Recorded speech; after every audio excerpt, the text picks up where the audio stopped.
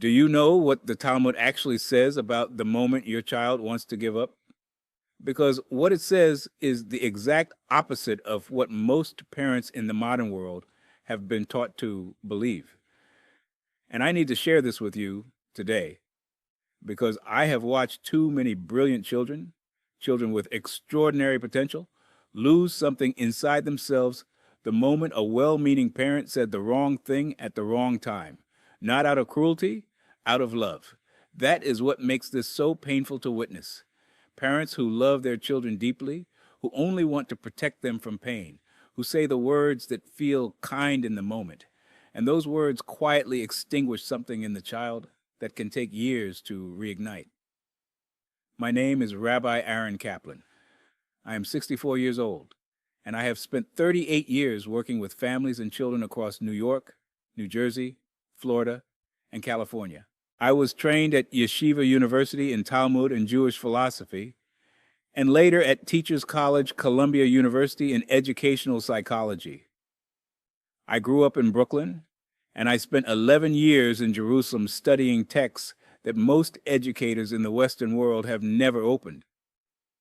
For the last 4 decades, my life's work has been understanding why Jewish families, representing just 0.2% of the world's population, have produced 22% of all Nobel Prize winners in history.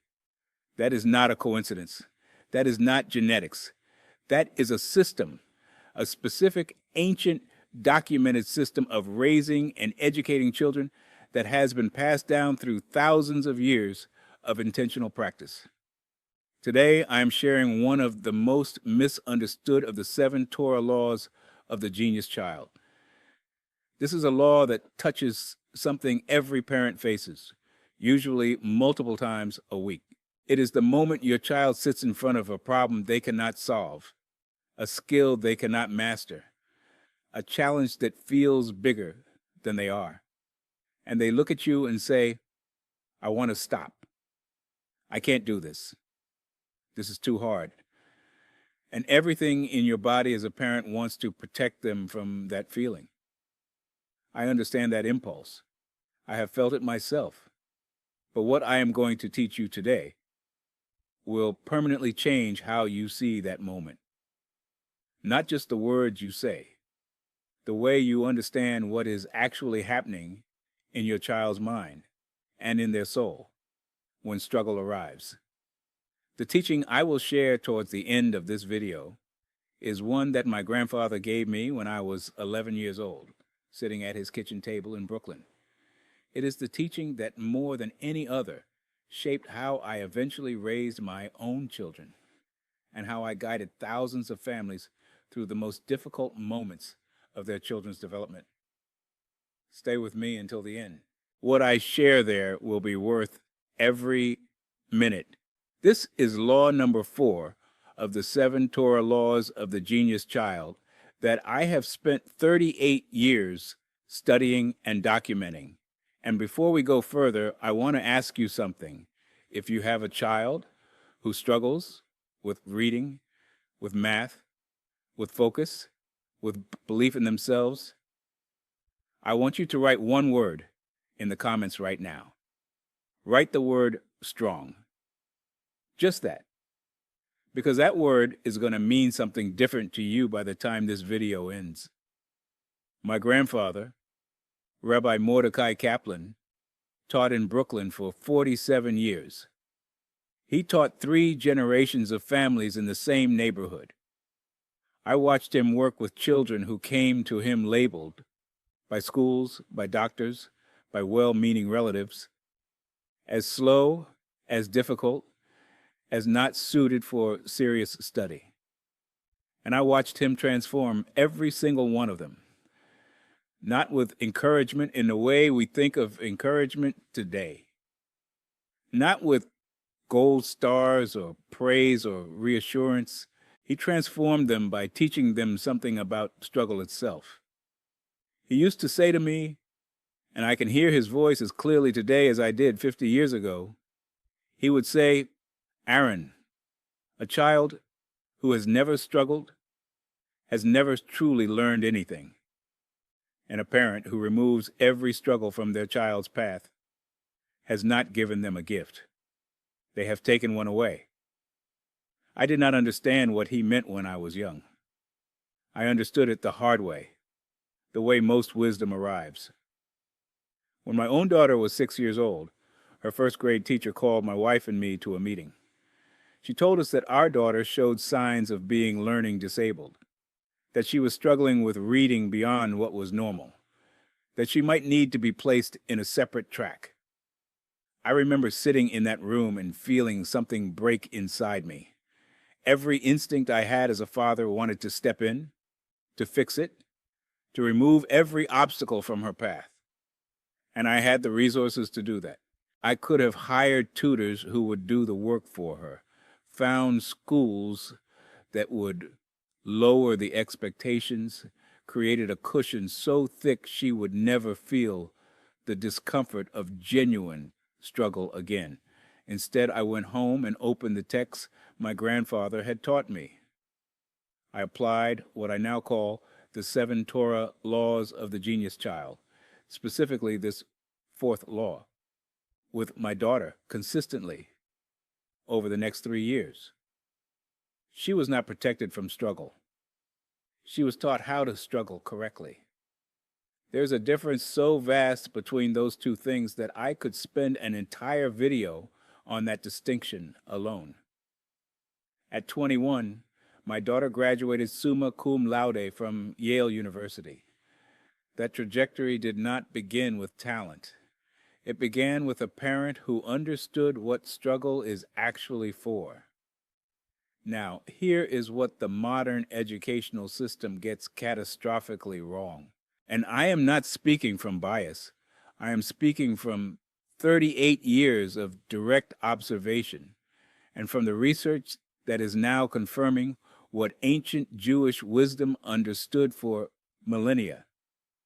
The modern system has developed what I call a culture of premature rescue. The moment a child encounters difficulty, the system mobilizes. Simpler versions of the task appear. The expectations lower. The child is told, in 100 different subtle and not so subtle ways, that the difficulty they felt was a signal that something was wrong with the task, with the environment, or with the child themselves. And parents, trying to advocate for their children, often accelerate this. They contact teachers. They request modifications. They remove the struggle because the struggle looks like pain. And pain in your child is unbearable when you love them. But here is what the Talmud understood that modern psychology has only recently begun to measure. Difficulty is not a sign that learning is failing. Difficulty is the mechanism through which learning occurs. Dr. Robert Bjork at UCLA, one of the leading researchers on human memory and learning, has spent decades studying what he calls desirable difficulties. His research demonstrates that when learning feels harder, when retrieval is effortful, when the material resists easy comprehension, the resulting memory and skill acquisition is dramatically stronger and more durable. The Talmud encoded this insight thousands of years before Bjork's laboratory existed. Tractate Barakot teaches that words of Torah do not endure in a person who studies with ease, but in one who mortifies himself over them. That is not metaphor. That is neuroscience written in ancient language. And yet 3 things happen in modern parenting that directly contradict this. The first is what I call the immediate comfort response. The child expresses frustration, and the parent's reflex is to soothe, to redirect, to offer an easier alternative. The frustration disappears, and so does the neural work that was just beginning. The second is comparative rescue. The parent tells the child, "It's okay. This subject is hard for lots of kids. Not everyone is good at math." This sounds kind. What it actually does is attach the difficulty to the child's identity rather than to the temporary state of not yet knowing. The third is the substitution mistake. The parent does the hard part for the child, explains the step, solves the problem, writes the first sentence, so the child can experience success. The child experiences something. It is not success. Success is the internal registration that I did something I could not do before. When the parent does the hard part, that registration never fires. The child receives the appearance of accomplishment without the neurological and emotional reality of it. And over time, they learn something devastating. They learn that difficulty means they cannot do it, and that someone else will step in when that happens. This is what the System Educativo Modern has inadvertently taught an entire generation of children. And the cost is not just academic. The cost is character. The cost is what the Jewish tradition calls midot, the internal virtues that determine how a person moves through the world. Patience, resilience, trust in their own capacity. These are not taught in moments of ease. They are forged in moments of struggle. The Talmud in Avot de Rabbi Natan teaches that one who has toiled and found, trust that person, for the finding means something. But one who claims to have found without toiling, do not trust that finding, for it will not hold. I have shared this with parents for 38 years. Most of them have never heard it, and most of them recognize immediately, in the deepest part of themselves, that it is true. This brings me to the heart of what I want to teach you today, which is law number 4 of the 7 Torah laws of the genius child. I call it the law of sacred struggle, and its source is ancient. In the book of Mishle, Proverbs, chapter 24, verse 16, we find these words, "For the righteous man falls 7 times and rises again 7 times, not once, not twice." The wisdom here is not about how many times a person falls. It is about what falling teaches the person who rises. In the Jewish pedagogical tradition, this verse was used specifically in the context of children and learning. The Vilna Gaon, one of the greatest Talmudic scholars of the 18th century, wrote in his commentary that the falling is not the failure. The falling is the curriculum. Every fall contains the exact information the child needs to rise differently the next time. What does this look like in practice? It begins with a complete reorientation of what you communicate to your child in the moment of struggle. Not what you say, though words matter enormously, and I will come to that, but what you believe about what is happening. Because children are exquisitely sensitive to the beliefs of their parents. Research by Dr. Carol Dweck at Stanford, whose work on growth mindset has now reached millions of parents and educators, demonstrates that children absorb not just their parents' words, but their parents' implicit assumptions about intelligence and difficulty. When a parent believes, even unconsciously, that struggle means a child is not capable, the child senses that belief before a single word is spoken. The parent's face in the moment of the child's difficulty communicates the entire message.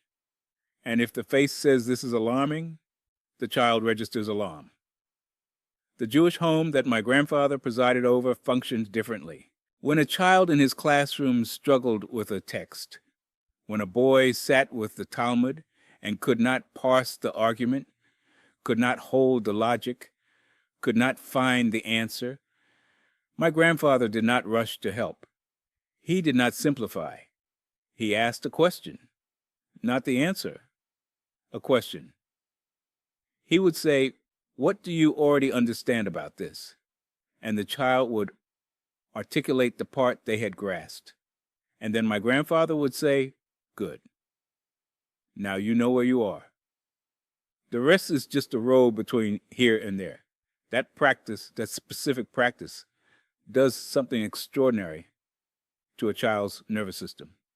It transforms the experience of being stuck from "I am failing" into I am at a specific point on a path that has a next step.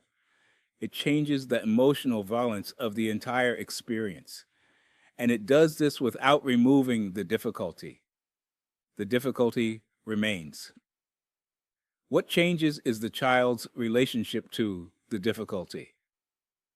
This is what the law of sacred struggle requires of a parent. Not to remove the obstacle, not to lower the expectation, not to protect the child from the discomfort of not yet knowing.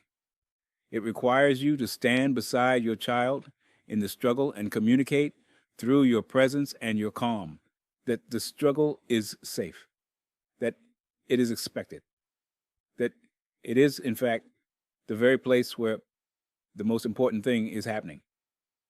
In practical terms, and I want to be specific here, because parents need specificity, this means three things. First, it means changing the language you use when your child says this is too hard.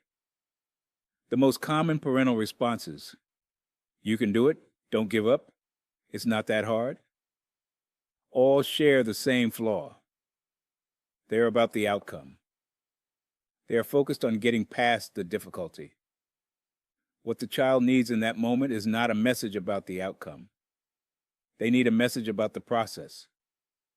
So instead of "you can do it," try, "show me exactly where it stops making sense to you." That question does something completely different. It tells the child that the confusion itself is worth examining, that it has information, that it is not a wall, it is a doorway.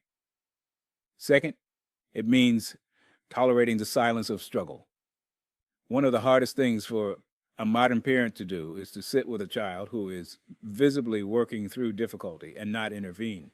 The urge to fill the silence, to offer the next step, to relieve the visible tension, that urge comes from love. But it robs the child of the exact moment where the deepest learning occurs. The Talmudic tradition of Chavruta study, learning in pairs, is built entirely around this principle. Two students sit with a text neither fully understands. They argue, they question, they reach dead ends, they start again. The teacher does not rescue them. The teacher trusts the process. Third, it means celebrating the struggle itself, not only the outcome. When your child works hard at something and still does not succeed, what you celebrate cannot be the result. You celebrate the work, the returning, the refusing to stop, because that is what Law 4 of the 7 Torah laws of the genius child recognizes as the true measure of a child's development. Not how quickly they arrive, but how they walk the road. Now, I need to tell you something that I have carried for a long time because I think it belongs in this conversation. There was a period in my children's education, my son was about 9 years old, when my wife and I were exhausted. We were building our practice, I was traveling frequently, and there were months when the consistency of these practices broke down in our home.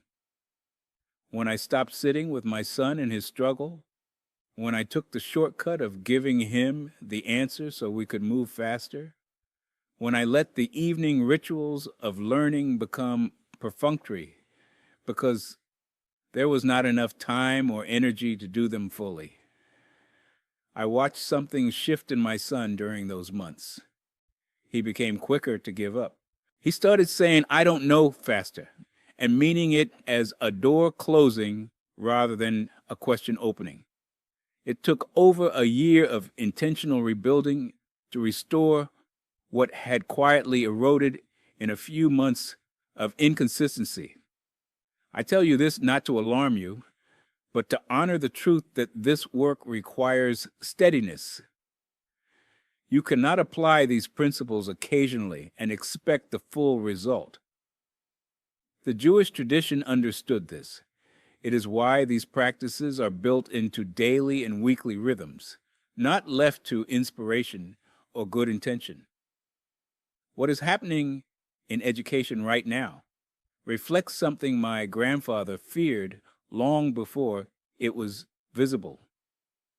A 2023 report from the National Assessment of Educational Progress showed that reading scores for fourth and eighth graders in the United States have dropped to their lowest levels in 30 years.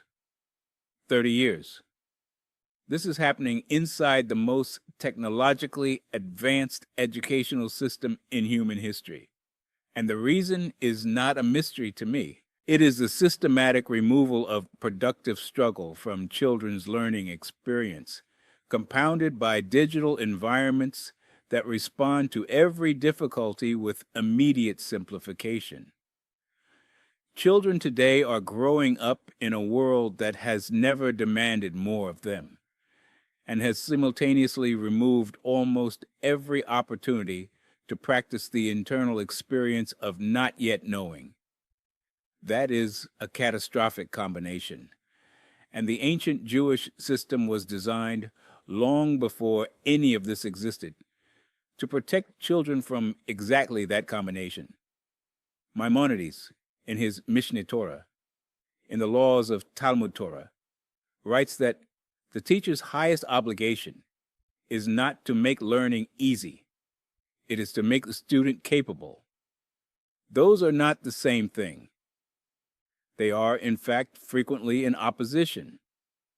A teacher who makes learning easy may produce a student who feels capable in the classroom and is helpless everywhere else. A teacher or a parent who makes the student capable may create moments of real discomfort along the way and produces a person who can face any text, any problem, any challenge, because they have practiced doing exactly that. I have spent 4 decades organizing these insights into what I call the 7 Torah laws of the genius child. My grandfather taught me the components separately over years of conversations in his kitchen and in his classroom. It took me years of working with families to understand how these laws connect, how each one amplifies the others, and why applying one in isolation, while valuable, gives you only a fraction of what the full system produces.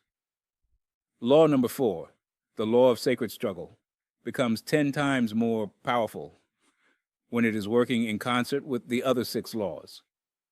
The law that precedes it in the system creates the relational foundation that makes this kind of productive struggle feel safe rather than threatening.